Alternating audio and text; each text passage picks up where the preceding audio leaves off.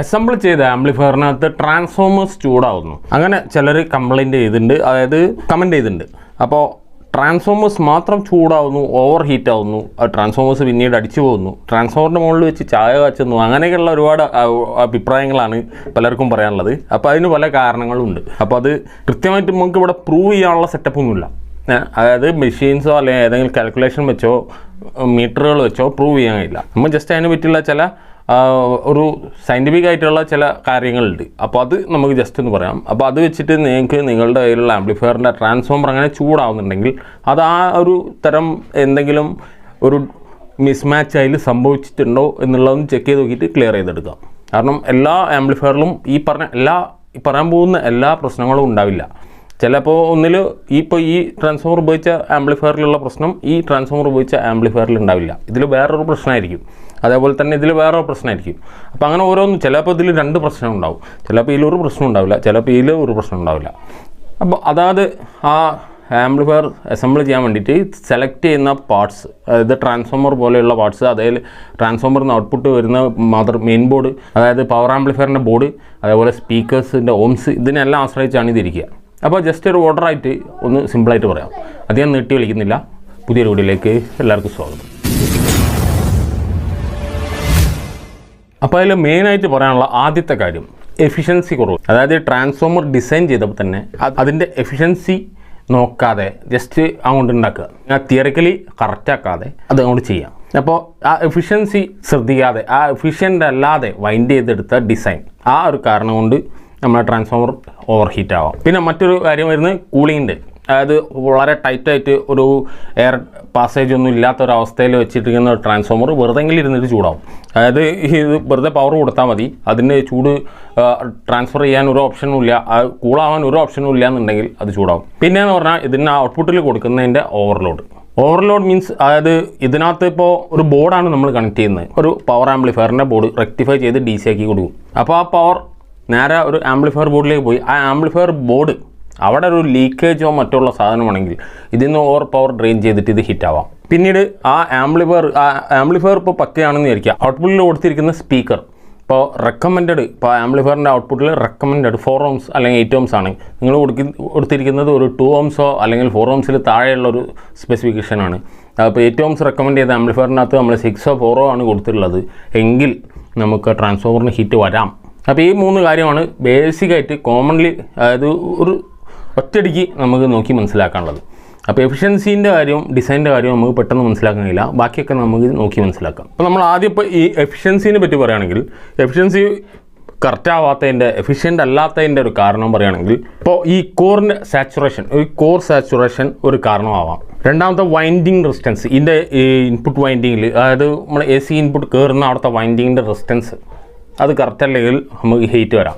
പിന്നീട് പറയാനുള്ള magnetic flux, ഇതിന് പ്രൊഡ്യൂസ് ചെയ്യുന്ന, ഇതിന്ന് ഡെവലപ്പ് ആവുന്ന ഫ്ലക്സ് ഹാൻഡിൽ ചെയ്യാൻ പറ്റാത്ത അവസ്ഥ ഈ കോറിന് വന്നു കഴിഞ്ഞാൽ ചൂട് വരാം. എങ്ങനെ കണ്ടുപിടിക്കും അല്ലേ? അപ്പോൾ അതാണ് പറഞ്ഞത്, ചില കാര്യങ്ങൾ നമുക്ക് കറക്റ്റായിട്ട് കണ്ടെടുത്താൻ കഴിയില്ല, അതല്ലാത്തൊക്കെ നമുക്ക് കണ്ടെത്താം. അതും നമുക്ക് സെപ്പറേറ്റ് പറഞ്ഞുതരാം. ഇതൊക്കെ സയൻറ്റിഫിക്കലി പറയുന്ന കാര്യങ്ങളാണ്. ഇപ്പോൾ ഇതിൻ്റെ തിയറിക്കലി പറയുന്ന കാര്യങ്ങളാണ്. ഒന്ന് എഫിഷ്യൻസി, കോർ സാച്ചുറേഷൻ, അങ്ങനത്തെ കാര്യങ്ങൾ. ഇതെല്ലാം പെട്ടെന്ന് ഒരു കോമൺലി ഒരു ടെക്നീഷ്യൻ എന്ന നിലക്ക് ആർക്കും പെട്ടെന്ന് കണ്ടെത്താൻ കഴിയില്ല.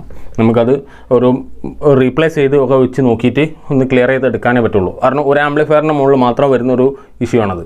എല്ലാ ആംപ്ലിഫയറും ആ ഒരു അവസ്ഥയിൽ തന്നെയല്ല വരുന്നത്. അപ്പോൾ അതുകൊണ്ട് ആ ഒരു ട്രാൻസ്ഫോമർ ചൂടാവുന്ന ആംപ്ലിഫയറിന് വേണ്ടിയിട്ട് മൊത്തത്തിൽ ഇത് പഠിച്ചുണ്ടാക്കേണ്ട ആവശ്യവും അയാൾക്ക് വരുന്നില്ല. അപ്പോൾ കോമൺ വർഷത്തിൽ ഒന്നാലായി അല്ലെങ്കിൽ 2 അതിനു വേണ്ടി അത്രയും ഇൻവെസ്റ്റ് ചെയ്യേണ്ട ആവശ്യമില്ല.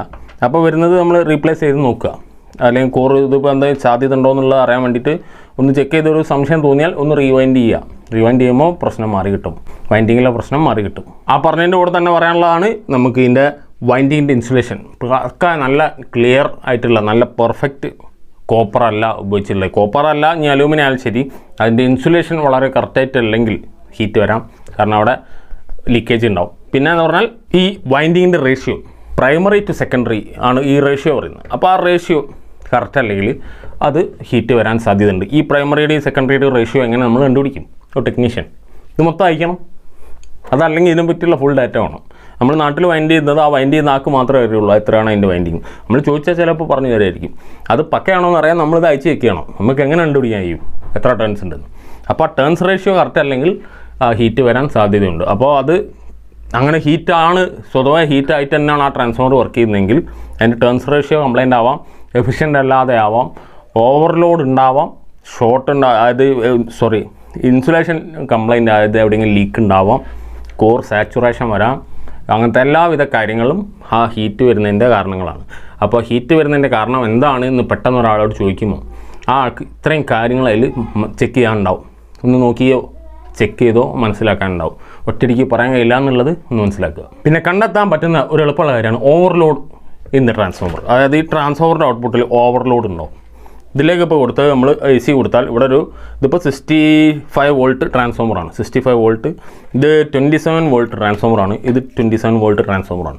അപ്പോൾ ഇത് 5 ആമ്പിയർ, ഇത് 10 ആമ്പിയർ, ഇത് 65 വോൾട്ടിൽ 10 ആമ്പിയർ, 10 അല്ല 12 ആമ്പിയർ ആണ്, പീക്ക് 12 കിട്ടുന്ന ഒരു അവസ്ഥയിൽ ചെയ്ത ട്രാൻസ്ഫോമറാണ്. ഇതിൻ്റെ വെയിറ്റ് എന്ന് പറഞ്ഞാൽ ഒരു 10 കിലോക്ക് സംതിങ് ഉണ്ട്. ഇത് പണ്ട് നമ്മളിന്ന് പരിചയപ്പെടുത്തിയിരുന്നു ഇതേപോലത്തെ ഒരു ട്രാൻസ്ഫോമർ. ഇത് മറ്റൊരു ഇതിനു വേണ്ടി ചെയ്തതാണ്.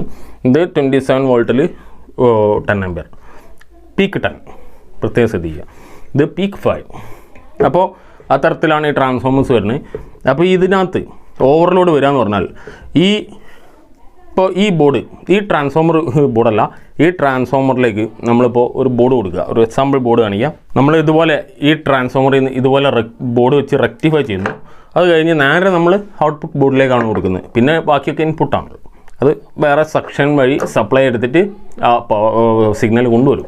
അപ്പോൾ നമ്മൾ ഈ രീതിയിൽ ഇത് ഇങ്ങനെ കണക്ട് ചെയ്യുമ്പോൾ ഈ ഏരിയയിൽ നിന്ന് ഇത് റെക്ടിഫൈ ആവും. റെക്ടിഫൈ ആയി DC ആയതിനു ശേഷമാണ് ഓവർലോഡ് കൂടുതലായിട്ടും വരിക. അതുവരെ ഓവർലോഡിൻ്റെ പ്രശ്നം അവിടെ വരുന്നില്ല. ഈ സാധനത്തിൽ ഈ റെക്ടിഫയർ കംപ്ലൈൻറ്റ് വരുന്നതാണ് ഏറ്റവും കൂടുതൽ വരിക. കപ്പാസിറ്റേഴ്സ് കംപ്ലൈൻറ്റ് വരുമ്പോൾ ഇവിടെ ഓവർലോഡ് എന്നുള്ള ഒരു അവസ്ഥ വരുന്നില്ല. റെക്ടിഫയർ ലീക്കേജോ അല്ലെങ്കിൽ ഹൈ ഇൻപുട്ടിൽ ആ റെസിസ്റ്റൻസ് ആയത് ശരിക്കും പറഞ്ഞാൽ ലീക്കേജ് അങ്ങനെ വന്നു കഴിയുമ്പോൾ ഹീറ്റ് വരാം. ഇവിടെ ഹീറ്റ് വരുമ്പോൾ ഓട്ടോമാറ്റിക്കായിട്ട് ഇവിടെ ഹീറ്റ് വരാം. ഇവിടെ ഹീറ്റ് വരാം മീൻസ് കോറിൽ വൈൻഡിങ്ങിലും ഹീറ്റ് വരാം. അതേപോലെ ഇതെല്ലാം പക്കയാണ്. DC ഔട്ട്പുട്ട് വരെ വളരെ കറക്റ്റാണെങ്കിൽ നമ്മളിവിടെ കൊടുത്തു കഴിയുമ്പോൾ ഈ ഏരിയയിൽ ലീക്കേജ് ഉണ്ടെങ്കിൽ, എന്തെങ്കിലും കുഴപ്പമുണ്ടെങ്കിൽ നമുക്കിവിടെ ട്രാൻസ്ഫോമറിന് ഹീറ്റ് വരാം. ഇതിൻ്റെ കൂളിംഗ് സിസ്റ്റം വളരെ പക്കയാണെങ്കിൽ അത് കൂളായിരിക്കും, ഇത് കൂളായിരിക്കില്ല, അത് പക്ഷേ ചൂടാവും. അപ്പോൾ അത് കണ്ടുപിടിക്കാനുള്ള ഓപ്ഷൻ എന്താണ്? പെട്ടെന്ന് കണ്ടുപിടിക്കാൻ. ഇപ്പോൾ ഇത് 27 വോൾട്ട് 10 ആമ്പിയർ പീക്ക് എന്ന് പറഞ്ഞല്ലോ. അപ്പോൾ നമുക്ക് മറ്റൊരു 27 വോൾട്ട് ട്രാൻസ്ഫോമർ അവിടെ സബ്സ്റ്റിറ്റ്യൂട്ട് ഒരു റീപ്ലേസ് ചെയ്ത് വെച്ചിട്ട് ചെക്ക് ചെയ്ത് നോക്കുക. എൻ്റെ അഭിപ്രായത്തിൽ ഏറ്റവും ബെസ്റ്റ് ഓപ്ഷൻ അതാണ്. അപ്പോഴും ഈ ട്രാൻസ്ഫോമർ തന്നെയാണ് ഹീറ്റ് ആവുന്നതെങ്കിൽ നമുക്ക് ഇവിടെയാണ് ഈ ബോർഡിലാണ് കുഴപ്പം എന്ന് കൺഫേം ആയി. അതല്ല എങ്കിൽ നമ്മൾ ബുദ്ധിമുട്ടും എങ്ങനെ അത് കണ്ടെത്തും എന്ന് പറഞ്ഞിട്ട്. അപ്പോൾ ഈ രീതിയിൽ റീപ്ലേസ് ചെയ്ത് വെച്ചിട്ട് ചെക്ക് ചെയ്ത് നോക്കുക. അപ്പോൾ ഈ ബോർഡും പക്കയാണ് എന്ന് വിചാരിക്കുക. ഈ ബോർഡും ഒക്കെയാണ് എന്ന് പറയുമ്പോൾ നമ്മൾ സ്പീക്കർ ഡിസ്കണക്ട് ചെയ്തിട്ട് നോക്കുക, അല്ലെങ്കിൽ സ്പീക്കർ വാല്യൂ മാറ്റി നോക്കുക. അപ്പോൾ കൊടുത്തിരിക്കുന്നത് ഇപ്പോൾ ഒരു 4 റൂംസിൽ ഒരു 100 വാട്ട്സ് സ്പീക്കറാണ് ഇതിലൊരു ചാനലിൽ കൊടുത്തിരിക്കുന്നത്. അപ്പോഴാണ് ഇത് ഹീറ്റ് ആവുന്നതെങ്കിൽ നമ്മൾ ആ സമയത്ത് നമ്മൾ ആ 4 റൂംസ് തന്നെ മറ്റൊരു സ്പീക്കർ പാക്ക് കൊടുത്തു നോക്കുക. സെയിം വാട്ട്സ് തന്നെ 8 ഓംസിലോ അല്ലെങ്കിൽ മറ്റൊരു ഓംസ് റേഞ്ചിൽ കൊടുത്തു നോക്കുക. ഓംസാണ് അവിടെ പ്രശ്നം വരുന്നത് എന്നുള്ളത് മനസ്സിലാക്കുക. ഔട്ട്പുട്ട് ലോഡ് എന്ന് പറയുന്നത് ഇവിടെ ഓംസാണ് റെക്കമെൻഡ് ചെയ്യുന്നത്, അതായത് സ്പെസിഫൈ ചെയ്യുന്നത്. അപ്പോൾ ആ ഓംസ് ഒന്ന് വാല്യൂ വ്യത്യാസം വരുത്തി നോക്കുക. നമ്മൾ റെക്കമെൻഡഡ് ഇവിടെ 8 ആണ്, പക്ഷേ നമ്മൾ അവിടെ കൊടുത്തിരിക്കുന്നത് 4 ആണെങ്കിൽ ഹീറ്റിന് ചാൻസ് ഉണ്ട്. അപ്പോൾ ആ മാച്ചിങ് അല്ലായ്മയാണോ എന്നറിയാൻ പ്ലേ ചെയ്ത് നോക്കുക, മാറ്റിയിട്ട് റീപ്ലേസ് ചെയ്ത് വെച്ചിട്ട് പ്ലേ ചെയ്ത് നോക്കുക.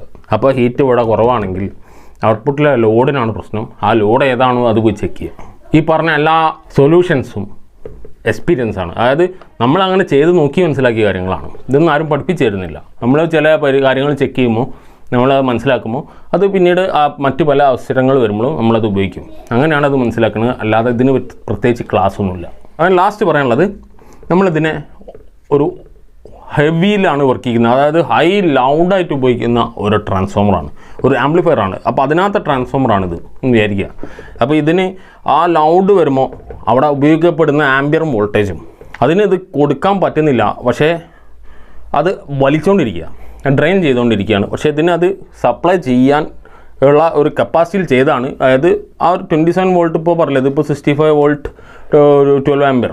പക്ഷേ അവിടെ വേണ്ടത് 65 വോൾട്ട് 12 ആമ്പിയർ തന്നെ. പക്ഷേ ചില സമയം പീക്കിൽ ചിലപ്പോൾ അത് ഒരു 15ലേക്കോ മറ്റോ ആ സ്പൈക്ക് ടൈമിൽ വരുന്നുണ്ടാവാം. അല്ലാച്ചാൽ നമുക്കത് കിട്ടുന്നില്ലെങ്കിൽ അവിടെ വോൾട്ടേജ് ഡ്രോപ്പ് വരിക, മനസ്സിലായില്ലേ? ആ ആമ്പിയർ അവിടെ ഡ്രോപ്പ് ആകുമ്പോൾ ഡ്രോപ്പ് വരും. അപ്പോൾ ഡ്രോപ്പ് വരുമ്പോൾ അവിടെ പതറിച്ച ഡിസ്റ്റോർഷനൊക്കെ നമ്മൾ കേൾക്കും. അപ്പോൾ അത് കിട്ടുന്നില്ലെങ്കിൽ അത് അന്നേരം അത് ഇതിന് ട്രാൻസ്ഫോമറിന് ഒരു ഓവർലോഡാണ്, അതായത് ഓവർലൗഡാണ്. അതായത് ഇതിന് ചെയ്യാൻ കഴിയുന്നതിൻ്റെ മാക്സിമം ടൈമിൽ വർക്ക് ചെയ്യിക്കുക. എനിക്ക് ചെയ്യാൻ കൊണ്ടുപോകാൻ പറ്റുന്ന ലോഡ് എത്രയാണെന്ന് എനിക്കറിയാം. ഇപ്പോൾ ചിലപ്പോൾ നല്ല വെയിറ്റുള്ള ഒരു സാധനം എനിക്ക് ഒരു 10 മീറ്റർ 20 മീറ്ററൊക്കെ കൊണ്ടുപോകാനുള്ള കഴിവുണ്ടെന്ന് വിചാരിക്കുക. അതിലും കൂടുതൽ ദൂരം കൊണ്ടുപോവുക ചെയ്യുമ്പോൾ നമുക്കത് ഹാൻഡിൽ ചെയ്യാനുള്ള പവർ ഉണ്ടാവില്ല. എക്സാമ്പിൾ അങ്ങനെ ഉണ്ട്. അപ്പോൾ അതാണ് പറഞ്ഞത്, അതായത് കൂടുതൽ സമയം കൂടുതൽ ലൗഡായിട്ട് ഉപയോഗിക്കുന്ന ആ ആംപ്ലിഫയറിൻ്റെ ട്രാൻസ്ഫോമേഴ്സ് ഹീറ്റ് വരാം. അതിന് പരിഹാരം എന്ന് പറയുന്നത് ലൗഡ്നെസ് ഒന്നുകിൽ കുറയ്ക്കുക, അല്ലെങ്കിൽ കൂടുതൽ കൂളിംഗ് സിസ്റ്റം കൊടുക്കുക. വേറൊരു ബുദ്ധിമുട്ടൊന്നുമല്ല, അതൊരു കംപ്ലൈൻ്റ് അല്ല. അപ്പോൾ ആ രീതിയിലാണ് പലതരത്തിൽ ട്രാൻസ്ഫോമേഴ്സ് നമ്മൾ അസംബിൾ ചെയ്യുന്ന ആംപ്ലിഫയറുകളിലെ ട്രാൻസ്ഫോമേഴ്സ് ഹീറ്റ് വരുന്നത്. അപ്പോൾ ട്രാൻസ്ഫോമർ ഹീറ്റിങ്ങിനെ പറ്റിയുള്ള നിങ്ങളുടെ സംശയങ്ങൾ ഏകദേശം നിങ്ങൾക്ക് മനസ്സിലായിരിക്കുന്നു. അത് ക്യൂർ ചെയ്യാനുള്ള പ്രശ്നങ്ങളും ഏകദേശം ഞാൻ പറഞ്ഞിട്ടുണ്ട്. അത് ക്ലിയർ ആവാത്ത എന്തെങ്കിലും കാര്യം ഉണ്ടെങ്കിൽ നിങ്ങൾ കമൻറ്റിൽ അറിയിക്കുക. വാട്സപ്പിൽ മെസ്സേജ് അയച്ചിട്ട് കിട്ടാൻ പ്രയാസം ഉണ്ടാവും, പക്ഷേ എന്നാലും കമൻറ്റ് ചെയ്യുക. നമ്മൾ എന്തായാലും കാണും, ഒരിക്കലും അത് ചെക്ക് ചെയ്യുമ്പോൾ എന്തായാലും കാണും. അപ്പോൾ എന്തായാലും അതിന് റിപ്ലൈ തരാം. അപ്പോൾ ഒന്ന് സബ്സ്ക്രൈബ് ചെയ്തേക്കുക. അപ്പോൾ സബ്സ്ക്രൈബ് ചെയ്യാത്തവരുണ്ടെങ്കിൽ നമുക്ക് 2 മില്യൺ സബ്സ്ക്രൈബേഴ്സ് ആക്കണം. അപ്പോൾ സബ്സ്ക്രൈബ് ചെയ്തേക്കുക. വീഡിയോ ഇഷ്ടപ്പെട്ടെങ്കിൽ ലൈക്ക് ചെയ്യുക. അടുത്ത വീഡിയോയിൽ കാണാം.